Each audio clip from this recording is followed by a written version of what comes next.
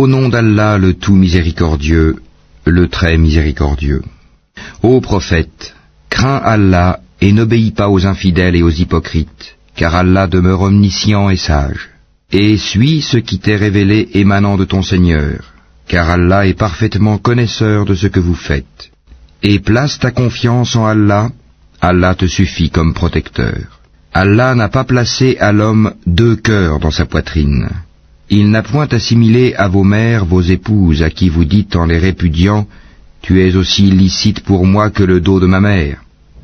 Il n'a point fait de vos enfants adoptifs vos propres enfants. Ce sont des propos qui sortent de votre bouche. Mais Allah dit la vérité, et c'est lui qui met l'homme dans la bonne direction. Appelez-les du nom de leur père, c'est plus équitable devant Allah. Mais si vous ne connaissez pas leur père, alors considérez-les comme vos frères en religion ou vos alliés. Nul blâme sur vous pour ce que vous faites par erreur, mais vous serez blâmés pour ce que vos cœurs font délibérément. Allah, cependant, est pardonneur et miséricordieux. Le prophète a plus de droits sur les croyants qu'ils n'en ont sur eux-mêmes, et ses épouses sont leurs mères. Les liens de consanguinité ont dans les successions la priorité sur les liens unissant les croyants de Médine et les émigrés de la Mecque selon le livre d'Allah, à moins que vous ne fassiez un testament convenable en faveur de vos frères en religion. Et cela est inscrit dans le livre. Lorsque nous prîmes des prophètes leur engagement, de même que de toi, de Noé, d'Abraham, de Moïse et de Jésus, fils de Marie, et nous avons pris d'eux un engagement solennel, afin qu'Allah interroge les véridiques sur leur sincérité, et il a préparé aux infidèles un châtiment douloureux. Ô vous qui croyez, rappelez-vous le bienfait d'Allah sur vous quand des troupes vous sont venues et que nous avons envoyé contre elles un vent et des troupes que vous n'avez pas vues. Allah demeure clairvoyant sur ce que vous faites. Quand ils vous vinrent d'en haut et d'en bas de toutes parts, et que les regards étaient troublés, et les cœurs remontaient aux gorges, et vous faisiez sur Allah toutes sortes de suppositions, les croyants furent alors éprouvés et secoués d'une dure secousse. Et quand les hypocrites et ceux qui ont la maladie, le doute au cœur, disaient « Allah et son messager ne nous ont promis que tromperie ». De même, un groupe d'entre eux dit « Gens de Yatrib, ne demeurez pas ici, retournez chez vous ». Un groupe d'entre eux demande au prophète la permission de partir en disant « Nos demeures sont sans protection », alors qu'elles ne l'étaient pas, ils ne voulaient que s'enfuir. Et si une percée avait été faite sur eux par les flancs de la ville, et qu'ensuite on leur avait demandé de renier leur foi, ils auraient accepté, certes, et n'auraient guère tardé, tandis qu'auparavant ils avaient pris l'engagement envers Allah qu'ils ne tourneraient pas le dos. Et il sera demandé compte de tout engagement vis-à-vis d'Allah. Dis, jamais la fuite ne vous sera utile si c'est la mort sans combat ou le meurtre dans le combat que vous fuyez. Dans ce cas, vous ne jouirez de la vie que peu de temps. Dis, quel est celui qui peut vous protéger d'Allah s'il vous veut du mal ou s'il veut vous accorder une miséricorde? Et ils ne trouveront pour eux-mêmes en dehors d'Allah ni alliés, ni secoureurs. Certes, Allah connaît ceux d'entre vous qui suscitent des obstacles ainsi que ceux qui disent à leurs frères « Venez à nous », tandis qu'ils ne déploient que peu d'ardeur au combat, avares à votre égard, puis quand leur vient la peur, tu les vois te regarder avec des yeux révulsés, comme ceux de quelqu'un qui s'est évanoui par peur de la mort. Une fois la peur passée, ils vous lacèrent avec des langues affilées, alors qu'ils sont chiches à faire le bien. Ceux-là n'ont jamais cru, Allah donc rend vaines leurs actions, et cela est facile à Allah. Ils pensent que les coalisés ne sont pas partis. Or, si les coalisés revenaient, ces gens-là souhaiteraient être des nomades parmi les Bédouins, et se contenteraient de demander de vos nouvelles. S'ils étaient parmi vous, ils n'auraient combattu que très peu. En effet, vous avez dans le messager d'Allah un excellent modèle à suivre, pour quiconque espère en Allah et au jour dernier, et invoque Allah fréquemment. Et quand les croyants virent les coalisés, ils dirent « Voilà ce qu'Allah et son messager nous avaient promis ». Et Allah et son messager disaient la vérité, et cela ne fit que croître leur foi et leur soumission. Il est parmi les croyants des hommes qui ont été sincères dans leur engagement envers Allah. Certains d'entre eux ont atteint leur fin, et d'autres attendent encore. et ils n'ont varié aucunement dans leur engagement, afin qu'Allah récompense les véridiques pour leur sincérité et châtie s'il veut les hypocrites ou accepte leur repentir. Car Allah est pardonneur et miséricordieux. Et Allah a renvoyé avec leur rage les infidèles sans qu'ils n'aient obtenu aucun bien, et Allah a épargné aux croyants le combat. Allah est fort et puissant. Et il a fait descendre de leurs forteresses ceux des gens du livre qui les avaient soutenus, les coalisés, et il a jeté l'effroi dans leur cœur. Un groupe d'entre eux vous tuiez, et un groupe vous faisiez prisonniers. Et il vous a fait hériter leurs terres, leurs demeures, leurs biens, et aussi une terre que vous n'aviez point foulée, et Allah est omnipotent.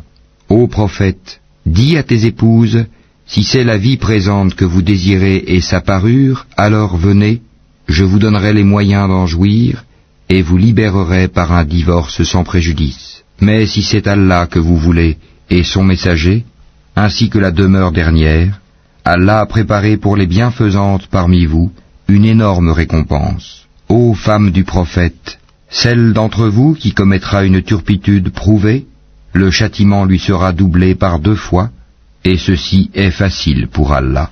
Et celle d'entre vous qui est entièrement soumise à Allah et à son messager et qui fait le bien, nous lui accorderons 2 fois sa récompense, et nous avons préparé pour elle une généreuse attribution.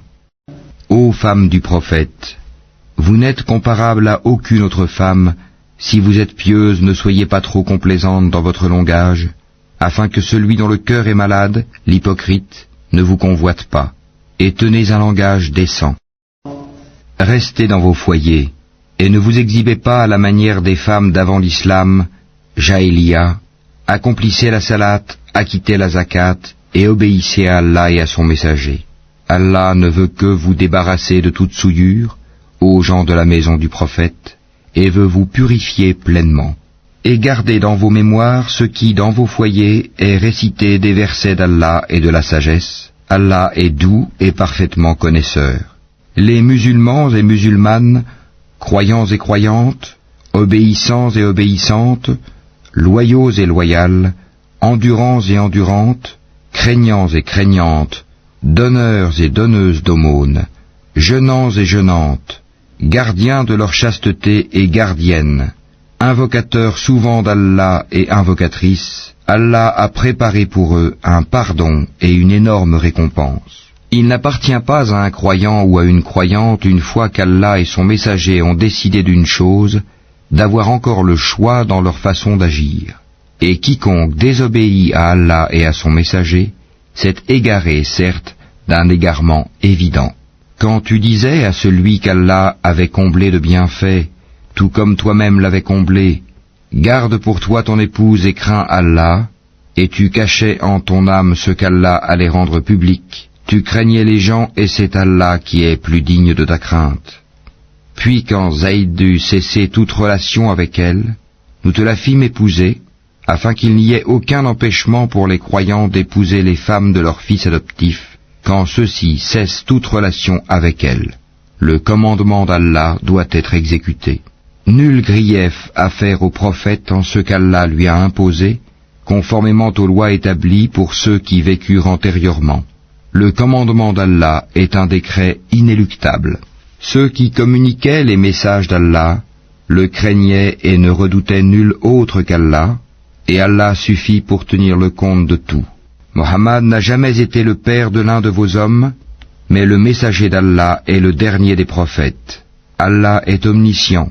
Ô vous qui croyez, évoquez Allah d'une façon abondante, et glorifiez-le à la pointe et au déclin du jour. C'est lui qui prie sur vous, ainsi que ses anges, afin qu'il vous fasse sortir des ténèbres à la lumière, et il est miséricordieux envers les croyants.